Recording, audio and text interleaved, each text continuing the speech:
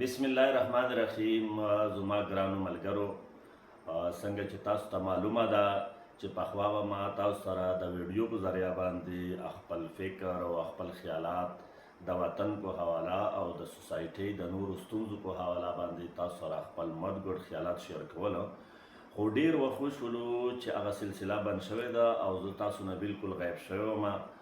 نو د دې وجه دا وه چې خواهش خو مې و چې دا کار به شروع کوم، خو دا به مې ویل چې سبا به یې شروع کوم خو سبا چېرته هم نه راځي.